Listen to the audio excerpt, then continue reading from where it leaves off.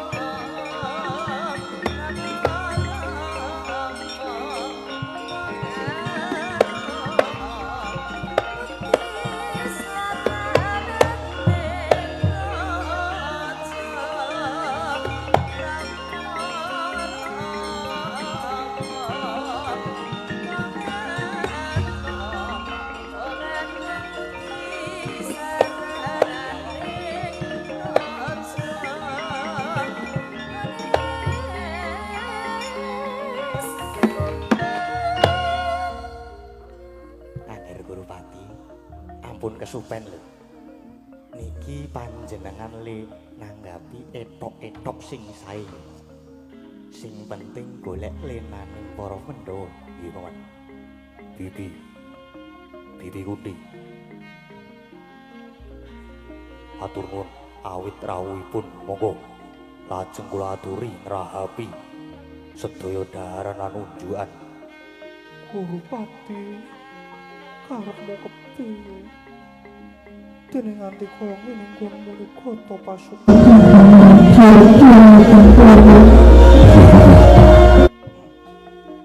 Kula ngrumaosi bilih kamukten negari ngastuna menika sanes keadaan kula. Nanging sedaya menika ingkang mengku adi-adi kula para Pandhawa. Dados sampun samestinipun menawi kadang-kadang kula Pandhawa kitunggun ngraosaken kanikmatan kados para kadang Kurawa. Wah. Nek yo kebangetan lek Munyugata. Ana panganan kok nganti kaya gunung kaya ngono kuwi. Wah, kabeh tok suguhke. Nuwun sewu nggih. Mbok inggih to sampun anggenipun rembagan. Samenika monggo. Monggo. Raden Wijakangka, Raden Bratasena, Raden Permadi monggo. Wah. Permadi. Barep nadyan iki disuguh panganan sing manggung-kendung kaya mangkene. Nanging aja nganti padha lena ing kapraitan. Awit rasaku ora kepenak. Sing padha aspada. Sampun to pun monggo sami dipun rahapi Kurawa kabeh wae. Yo, gek do mangan-mangan ngopi bareng. Udut bareng karo para Pandhawa monggo. Monggo sedaya kemawon dipun rahapi. Monggo, monggo Raden.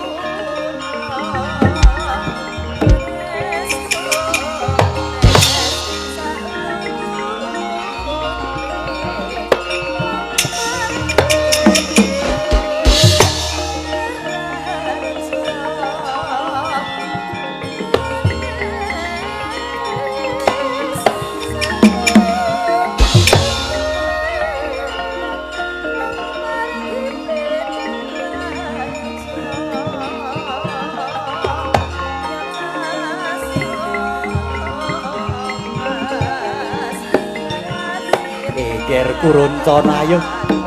Gek ndang ditindake Ger Kuruncana.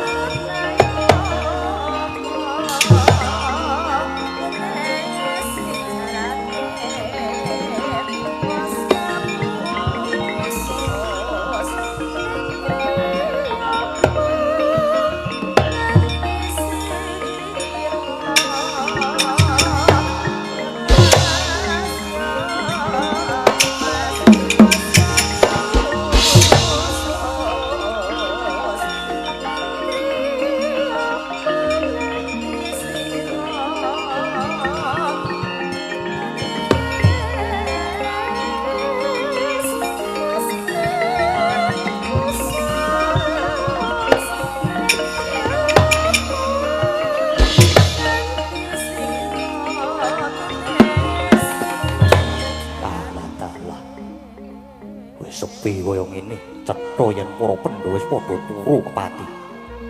Dasare aku ya wis antuk sasmita saka Kyai Pati Sengkuniya. Tak tindakne ngobong bali kala-kalake Pandhawa ya ing kene marganing patimu.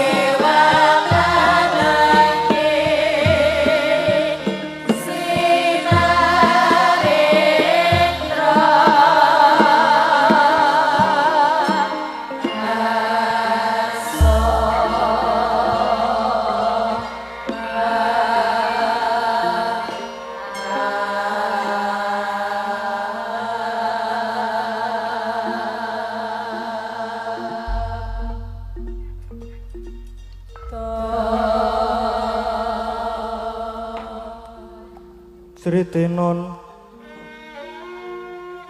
ning pasewakan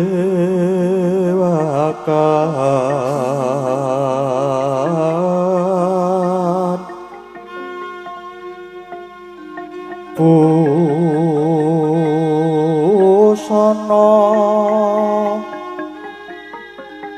maneka warna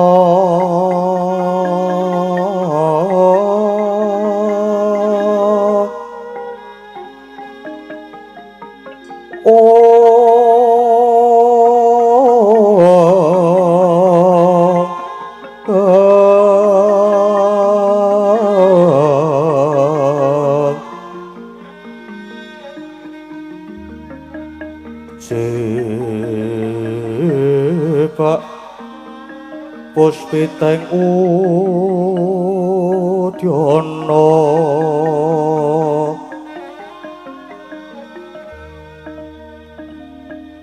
miang panjerah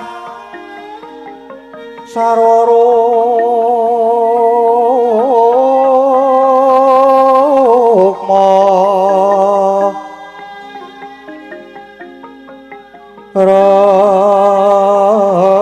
ranggeng manik Narawata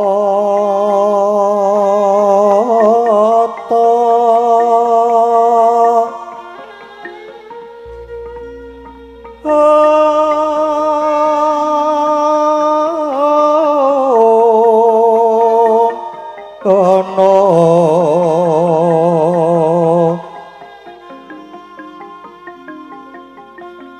Obro-brabanyo kang sumirat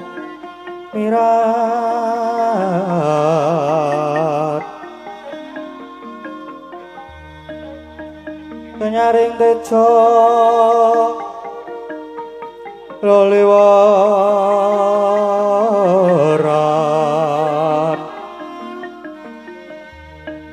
lireki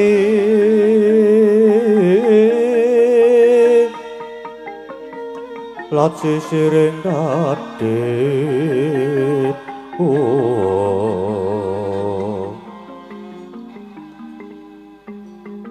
Wimbo kakantamre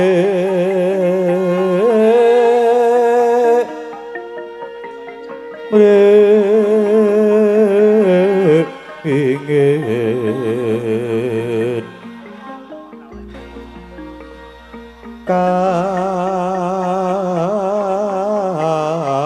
tiuping samirana mandara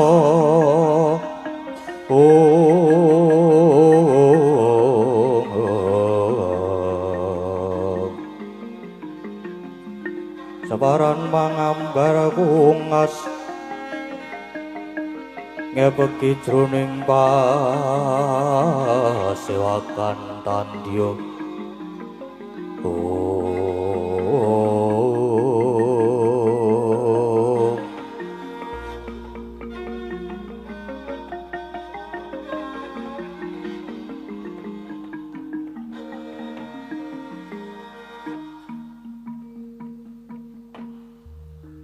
jagat mangestu ngoro wayah Bathara Jagat Suman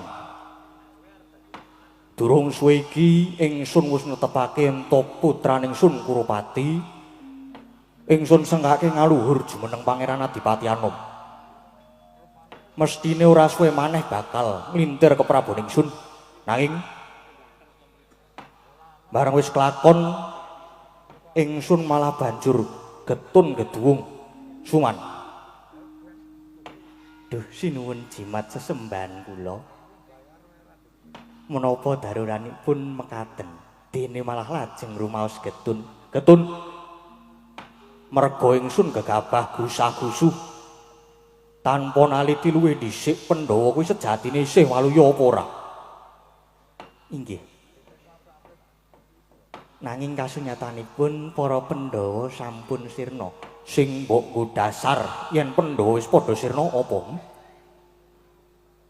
nuwun sewu Bapak Prabu nalika semanten dipun adani pahargyan suka parisuka wonten ing laladan wana warata ingkang mapan ing Bali gala-gala para Pandhawa kaliyan Kakang Mbok Dewi Kunti nedhengipun eca bojoan Andrawina boten ngertos sangkan paraning bilahi dumadakan bali kubar dening Dahana. Kula lan Kurawa saged uwal saking bebaya pangamuk ing ladu nanging para Pandhawa nalika semanten boten saged medal saking pangebunging Dahana. Satelasing uruping ladu ing mriku wonten kandha cacah 6. Lah pramila kanthi bukti menika kula saged mesthekaken yen to kandha cacah 6 menika cetha kunarepanipun para Pandhawa lan setunggaling wanita menika mesti kandhanipun Kakang Mbok Dewi Kunti. Menika Kakang Prabu. Yo, nanging bali gala-gala kuwi kira-kira kobong dhewe apa diobong? Gagewang Sulana sepundi? Wah, nyemanggaken yen menika. Pripun Kakang Durna? Mbok ya sampeyan ki ngewangi kula to Kakang. Lole. Sing ditakoni iki sampeyan. Kok aku kon ngewangi? Ayo salah iki Dandrawilan aku ora mbok undangi. Pun priwu dikpenake. Matur napa wonten mawon. Piye sing kuwi? Ora iso wangsulan to kowe. Suman saiki ketok blangmu. Ketok gedhoamu, kabehmu jebulmu ngaya-wara. Merga bali gala-gala kuwi sejatine wis mbok rantem luwih dhisik. Kowe kongkonan karo andhanmu sing jeneng Kuruncana. Bali gala-gala digawe supaya gampang kobong. Ya ora? Ya apa ora, Suman? Sing kudu dinalar kuwi umpama para Pandhawa wis padha sirna mestine layon sing ana kono ora mung cacah 6. Nanging kudune ana 10. Merga Pandhawa kuwi menyang endi wae ora tau pisah karo Semar saanake. Mula sak sireping kobaring geni sing keri ana kono sektine dudu kandhane Kunti lan Pandhawa. Nanging kuwi yektine kandhane Waranda lan anak-anake sing uga cacah 5 saka traing Nisada. Nalika semana para Sudra sabubaring mangan lara taning Pandhawa banjur padha turu kepati banjur balene kobong. Kobonging bali prayitna para Pandhawa bisa wal saka pangamuk ing geni. Dadi bisa dipestheke yen to Pandhawa lan Nyai Kunti kalenggan iki isih sugeng. Pandhawa isih walu ya wis kuwi Suman. Saiki ku arep wangsulan kepiye? Nanging nuwun sewu. Kakang Prabu kok saged prisa? Suman. Ya senadyan mripatku iki wuta, nanging ingsun uninga merga 7 dina kepungkur penembaning Talkanda rawuh ing Astina paring kabar babagan lakon kang sanyatane dumadi. Lan paring kabar yen Nyai Kunti Pandhawa isih waluya. Mula Suman lan kowe Gendari. Rene nyatane Pandhawa isih diayomi dening Gusti Kang Maha Agung. Mula bakal ingsun jabel sabdaning sun Kurupati tak jabel. Ora sida tak jumenengake ratu ing Astina. Ya dina iki uga negara Ngastina bakal ingsun paringke marang para Pandhawa.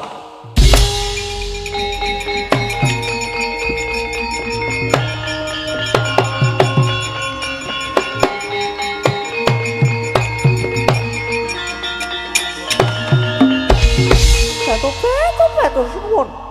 Ing menapa paduka ngendika ingkang kados mekaten? Paduka menika ngasta panguwasa tunggal negari Ngastina. Sampun samestinipun menawi paduka menika ngupaya dhateng kamulyanipun putra paduka para Kurawa. Gendari. Nadyan kena goleke kamulyaning anak nanging kudu diseblak pangestine supaya liwat dalan kang utama. Oh, Gendari. Aku mbiyen titip marang anak-anakku Kurawa marang adimu Suman kuwi supaya dituntun, dituduhake marang marganing kautamanan dharma. Nanging malah dipengaruhi dijlomprongke. Dadine kaya ngono kuwi anak-anakmu. ngrembyahaken cacah ngrebdokaken jiwa. Mula bener Yai Prabu Pandhu kae duwe anak 5 mung setitik. Nggone nglontah ya Permati. Dadi bocah ya utama Gendari. Wis kene linggo meneh mburi kene. Nek ora tak timbali meneng. Nggih. Ge wis. Wis urung. Sampun. Gek mundura. Sampun batu-batu bangun sampeyan mriki. Ora perlu. Duh, Rama Prabu. Nuwun sewu, ingkang putrapun Kurupati sampun kelajeng dipun tetepaken dados Pangeran Adipati Anom. Pramila sampun ngantos dipun jabel krana upami kula dados makuthaning Praja Ngastina. Mesinipun inggih kangge kamulyan lan kamuktenipun para Kurawa. Kurupati meneng. Iki lagi tak rembug kabeh mung supaya adil. Kurawa ya bisa mukti, Pandhawa ya bisa ngenyam kamukten. Nggih ngesuhaken dawuh Rama Prabu. Adipendhita Durna. Rening sliramu ki sawijining pendhita adeng mana Ngastina uga minangka dadi pujangga. Mula ingsun kudu kepiye? Lan piye iku vertikelmu Adipendhita Durna? Lole. Sama ranting, alas dadi wana dadi alas. Nuwun sewu Koko Prabu. Kepareng matur menawi lepat diagung pangsaminipun. Ya ora dadi ngopo, Bim? Sinuwun. Nyatanipun pawartos inggih sampun sumebar. Bilih angger Kurupati sampun katetepaken dados Pangeran Adipati Anom. Nanging kok malah lajeng dipun jabel menika. Mongko nista-nistaning Narendra menika menawi ngantos lincating janji. Sinuwun. Nadyan kados pundi paduka menika Narendra ingkang kedah anglenggahi sabda Pandhita Ratu. Dados umpami angger Kurupati mangke dipun kepihaken jumeneng nata ing Ngastina. Nuwun sewu, paduka kedah madosaken lintu kangge kamuktanipun para Pandhawa. Sigra-sigra yen permana kanca sigra ngraketa nawang sesangka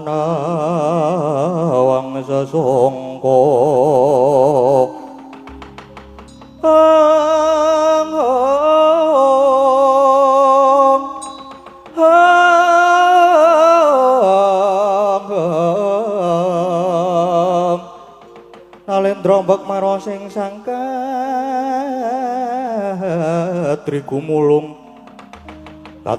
mangrempahing wadya kura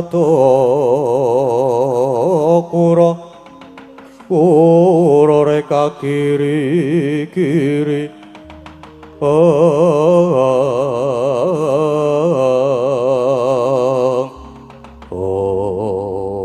kocap ing mangki dadak sakala gumarubuk ana samirana mangidit milir anggonda amrik wangi umiring praptaning Dyan Bratasena karya kaget kang samya mulat.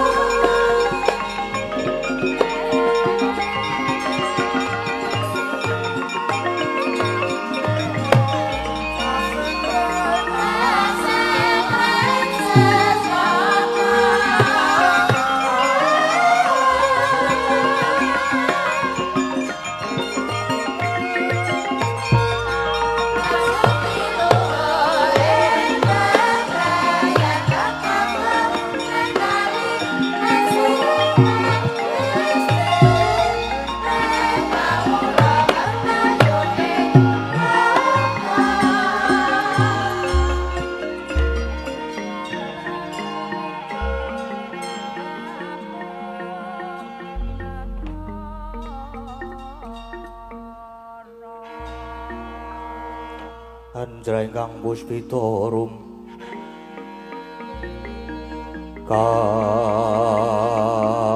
kasiliring samira nomre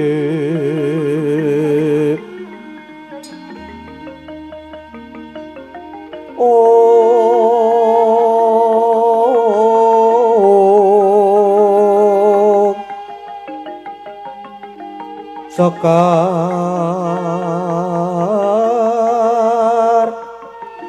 kadung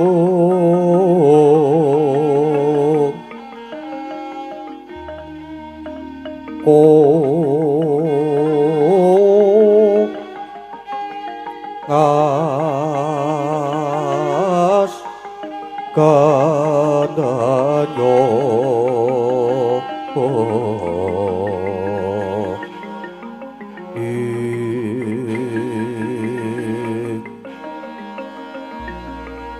maweh raras retnaning griya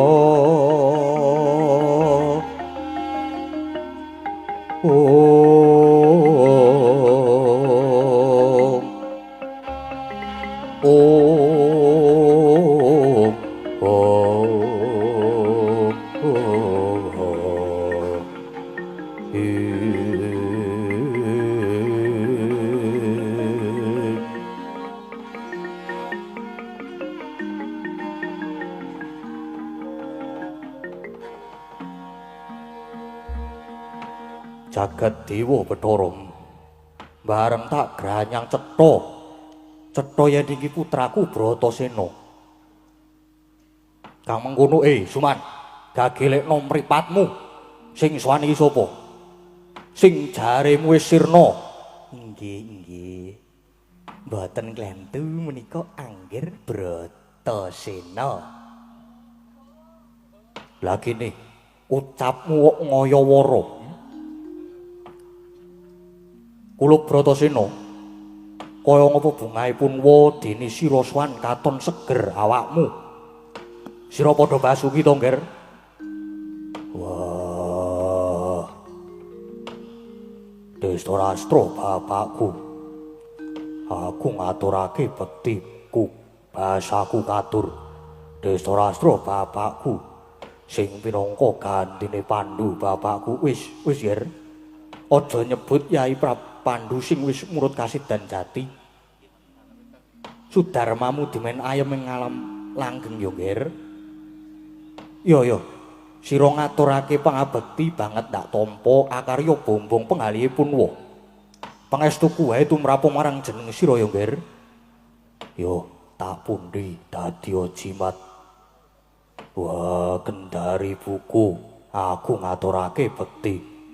Ya yo, Nger, wis tak tampa. Pangestune wakmu, aku wae nampanana. Yo tak pundi. Durna bapakku sembahku katur. Oh, lole ya. Tak tampa, Nger, tak tampa. Akarya gumbiraning manah. Pangestuku gaget tampanana ya, Nger. Yo tak pundi, semono uga Urupati kakangku. Yo syukur di. Si Adi tinemu rahayu. Nah, dalang kapok ora dibagekke to kowe? Salah kok. Pripun rasane Dipati? Pripun? Sampeyan dilewati pripun? Nggih mboten napa-napa. Biasa kok. Disengiti wae ya ora apa-apa. Santai kok aku kok. Kowe mono. Bratasena. Sagdene wakmu wis uning mungguh apa to karyanira marak suwan ngersanipun wa iki. Sira mesti bakal njabel negara Ngastina jumbuh kelawan perjanjian nalika semana. Yen to anak-anakku Pandhawa sing ngancik dewasa tumuli negara Ngastina kudu diparingake. Ndak pasrahke marang para Pandhawa nanging pun bapa kudu kepiye, Nger? Jernyatane ya amarga kabar sing tak tampa yen sira sadulur wis padha sirna nuli kakangmu Urupati wis kelakon ingsun sengkake dadi Pangeran Adiwati Anup. Kang mestine ora suwe maneh bakal kakepyak ki jumeneng Nalendra ing Astina. Oh, Bratasena destun temen. Dene aku tumindak gegabah tanpa nganggo naliti luwih dhisik. Satemah anak-anakku pendha malah saya wimbuh kasang saya. Apuranen pun waya ngger. Wah, Destarastra bapakku. Aja kleru ing anarga tekaku ana kene. Wah, yektine aku ora nedya nagih janji. Aku ya ora arep njabel baline negara Ngastina. Nanging tekaku mung bakal caos pangabekti lan ngatonaken kalamun Bratasena sak sedulur kalenggan iki isih urip. Wah, isih pinaringan rahayu wilujeng. Kuwi wae Destarastra bapakku jagat dewa Bathara. Nganti tekan semono lekas kautamanmu ya Ulup. Ora sah kakehan gunung sing tanpa guna ingkang wigati leganana penggalihe wakmu. Lan aja nganti ana panyacat saka kiwa tengen. Tinarpa lamun nggonku ngregem kamukten tinggalane Yai Pandhu iki kaya dene wong kang ngemut gula krasa legi banjur moh nglepeh.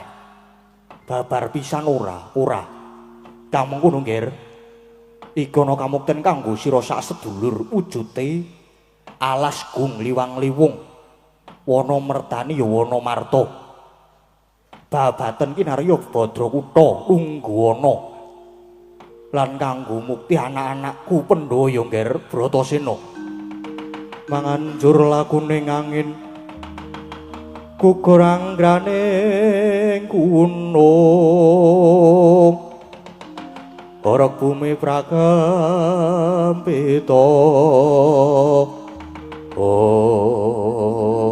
Wah, yo tak sagui. Neng aku sagu mbabati alas. Ora aku arep milik kamukten aku sagu. Mergo aku ngenggoni jiwa kasatriyanku. Nadyan umpama alas wis kelakon tak babati dadi kutha lan negara. Wah, pangacapku aku mung bakal bangun lan goleki kamukten kanggo para kawula kang padha kurang sandang lan pangan. Lan kang durung antuk papan dunung supaya padha nemoni mulya. Anakku ngger, yen kowe gelem tenan gagih. Dudu ana taunen kaya banyu. Bab ragat brana picis kanggo ragat yasa negara kowe arep njaluk pirang dinar. Pirang miliar. Ngger. Wah, aku ora arep njaluk probya. Ora njaluk probya kanggo ragat. Sing baku mung pangestumu wae tak suwun. Wah, muga kasembatan nggonku bakal goleki kamukten kanggo para kawula jagat dewa Bathara. Ya, anakku ngger Bratasena. Bocah kok kaya ngono bergasih. Katone mono agal nanging jebul ngrawit bebudene. Ya ngger ya. Lungsen tak bebakali tak paringi pangestu muga lebda ing karya kalih sambeka lado seka Gondha Rencana ya ngger Bratasena ya.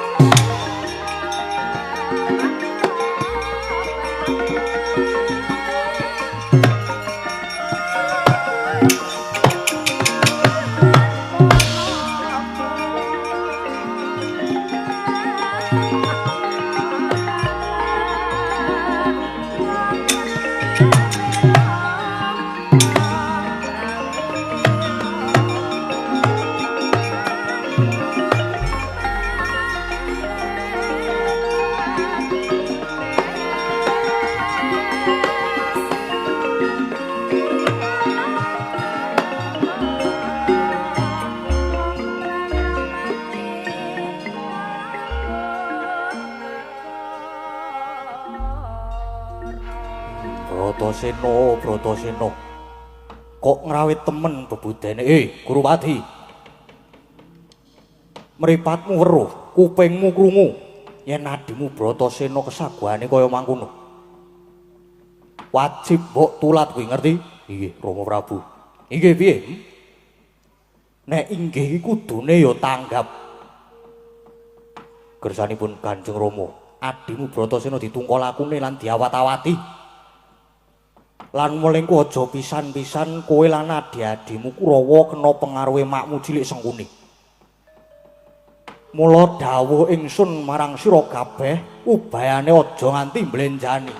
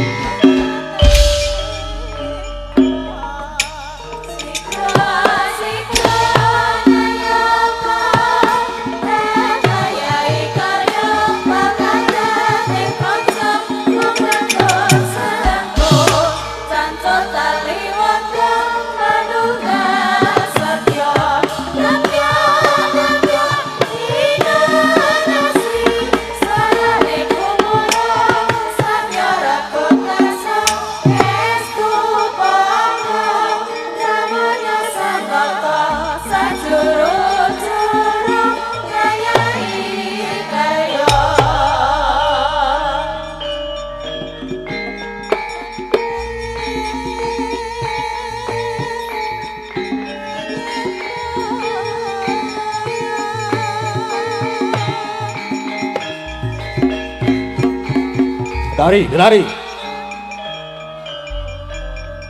Ilah iki mundur sik.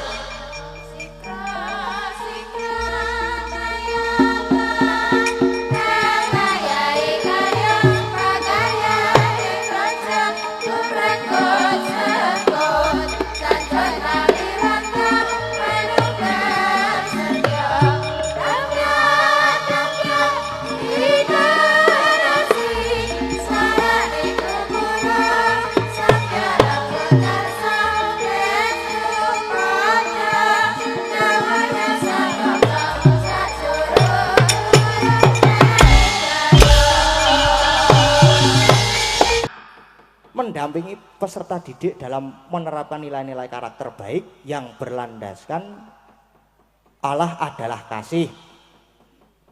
B. Mendampingi peserta didik menguasai kompetensi sesuai bidangnya agar dapat mengaplikasikannya dalam kehidupan maupun untuk studi lanjut. Yo. C. Mendampingi peserta didik untuk berprestasi unggul dan terdepan agar menguasai kompetensi sesuai dengan perkembangan zaman. Yo. Isono keri dhewe. D. Mengupayakan sarana dan prasarana serta unit produksi sesuai perkembangan zaman. Ngono no yo, Mak. Yo karang yo piye yo?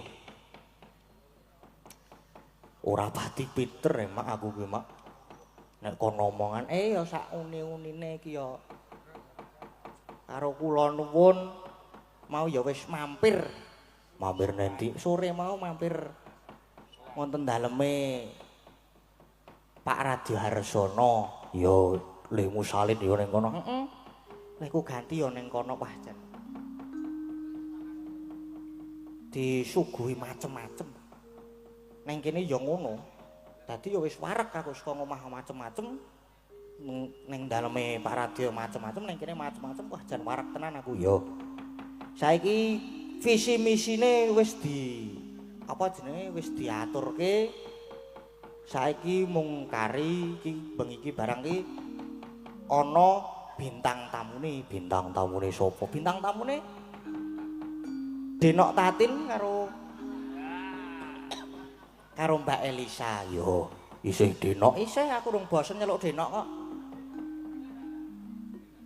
Jane ana sing bosen nyeluk Denok ki ana. Kuwi kakangku Gadang kuwi bosen nyeluk Denok ya. Kaya bosen nyeluk Denok kok terus pedhot karo yange. Lek grantos mentok Kang iki Kang. Golek ana. Aku wis ngerti kok aku kuwi sejarah-sejarahmu kuwi ngerti kok aku kok. Ayo nek ora kowe sapa meneh.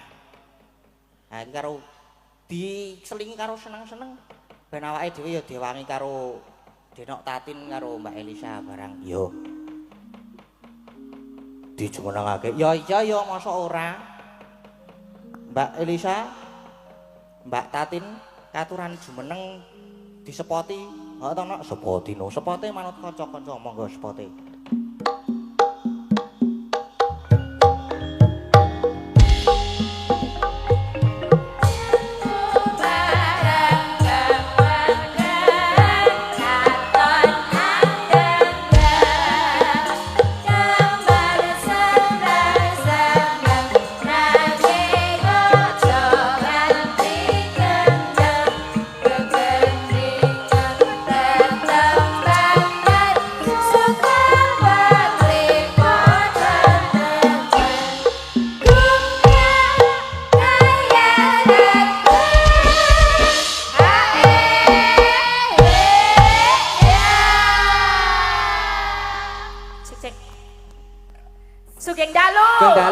Sugeng dalu. Nggih, Sugeng Riyadi. Nggih, Sugeng Riyadi. Salim riyin, Mas. Lepat nyuwun ngapunten nggih, Mbak. Kathah lepate nyuwun pangapunten. Mak Cangik Yulimbo luar biasa dirgahayu untuk SMK PL yang ke-50. Usia yang tidak sedikit nek cara wong ki wis setengah tua. Heeh, setengah abad. Setengah abad. Dadi ya wis lumayan. Nek kowe pira Mbak umurmu? Aku meh kepala papat. Abad kuwi, Mas.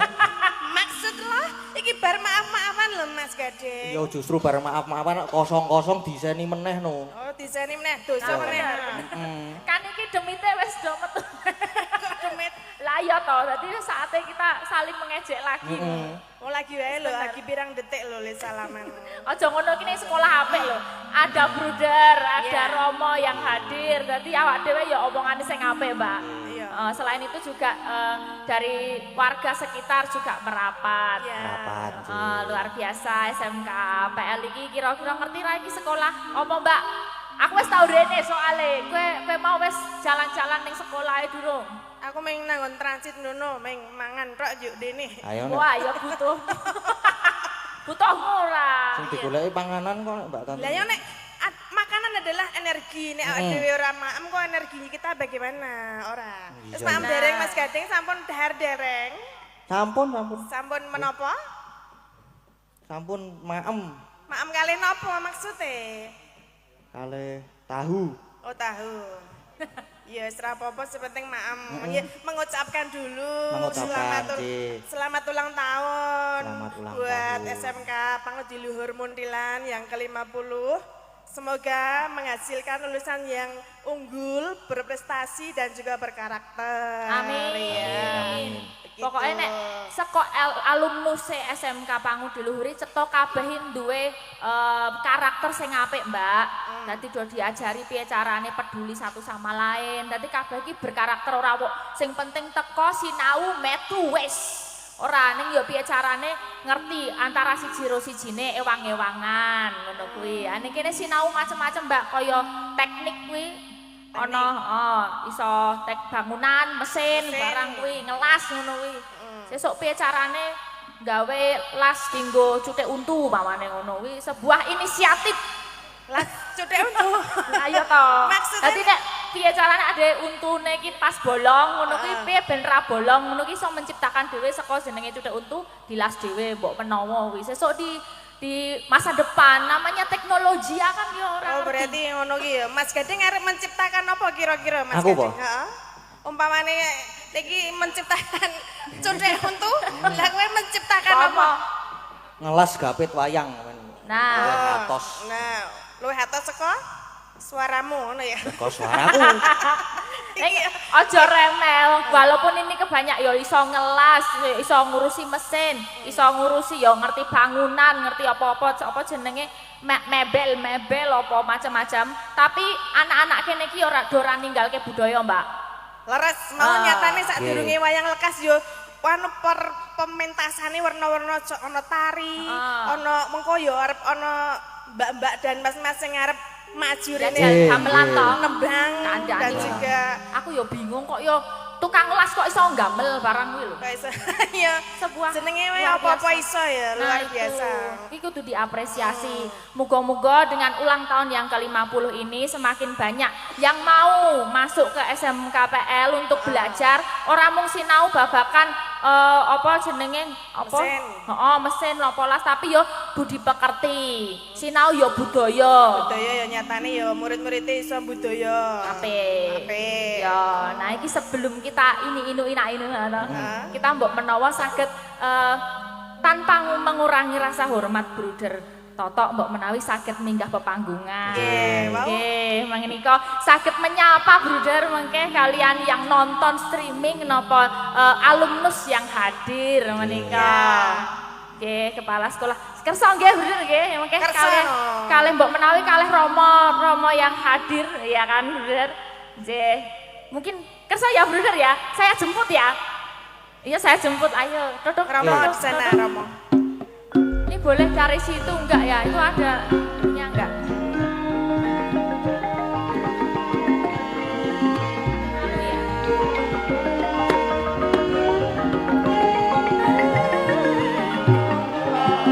Monggo brother.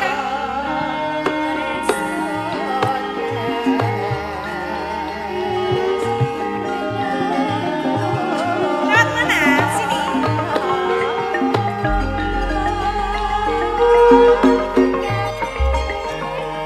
Ya. Sebentar tuh, Bruder. Hati-hati. Ya, di sana aja, Bruder.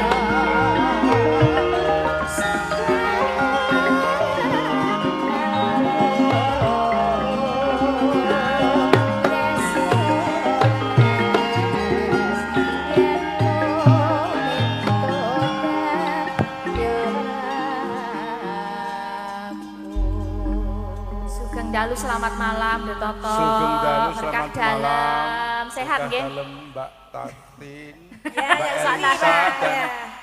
para warang Waranggono. Nggih, waranggono leres. Nggih. Leres, leres. Ya, Bruder menika biar akrab, menika kan juga ditonton sama banyak orang nih sekarang teknologi yang membuat wayang itu bisa dinikmati secara nasional maupun dunia. Nah, menika apa yang membuat Bruder itu kok bisa mendekatkan juga budaya kepada anak-anak teknik begitu mbok menawi saged menyemangati yang lain Bruder. Terus apa harapannya di usia yang 50 ini untuk pangudi luhur? Akeh men pertanyaan Lho nggih no. Kelasnya kan udah ke polo sekolah ngono lho. Nek siswa ya sing gampang. Polo kepala. Iya, Mbak. Nggih, matur nuwun. Nggih.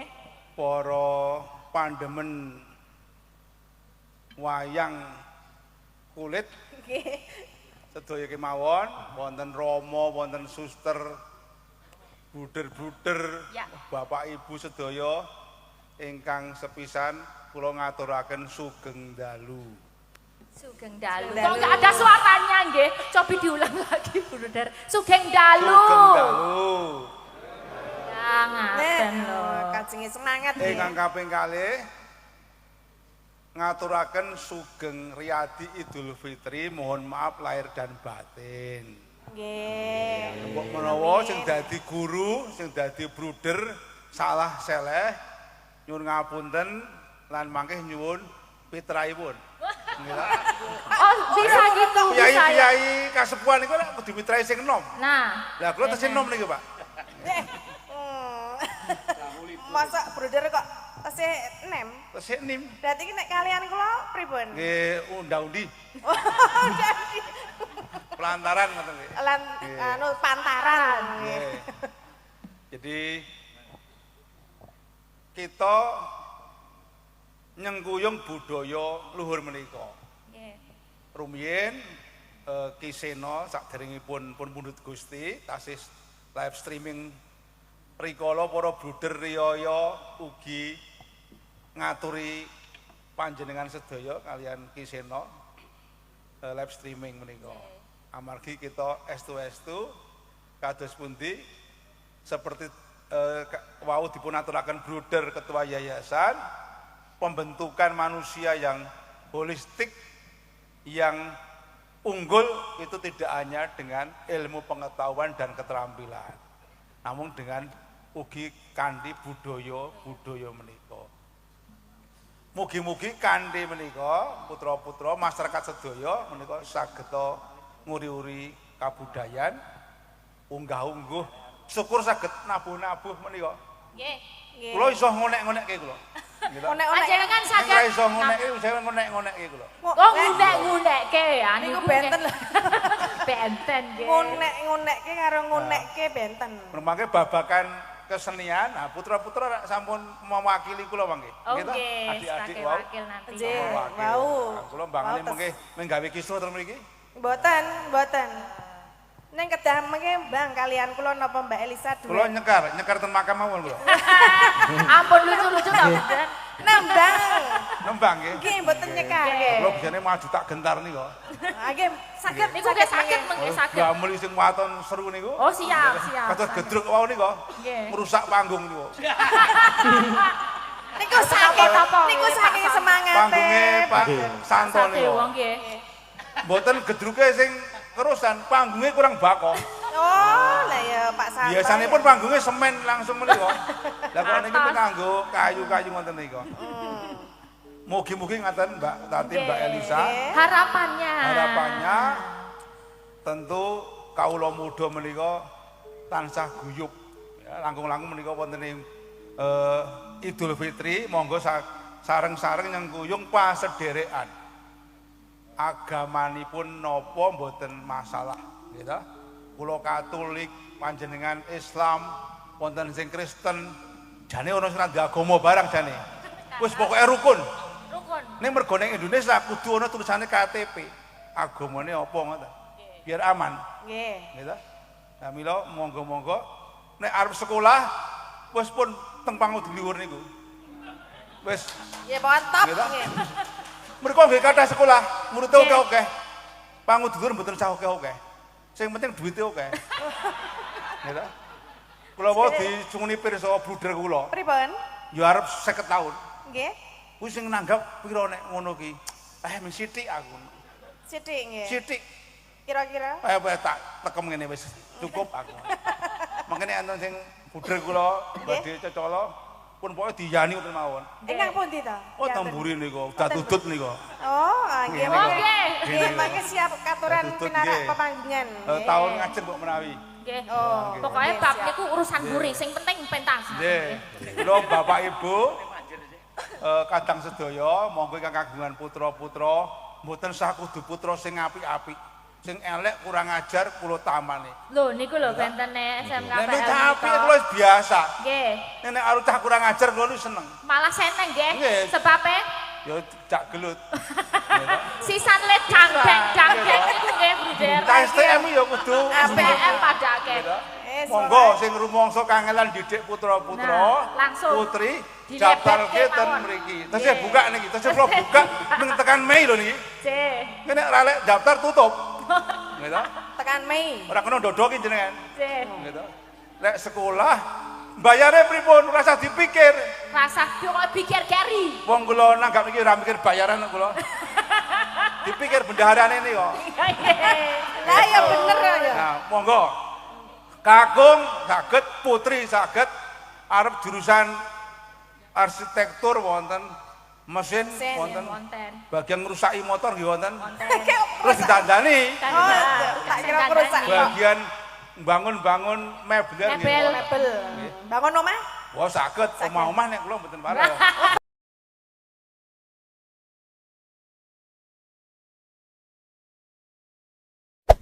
Hey there.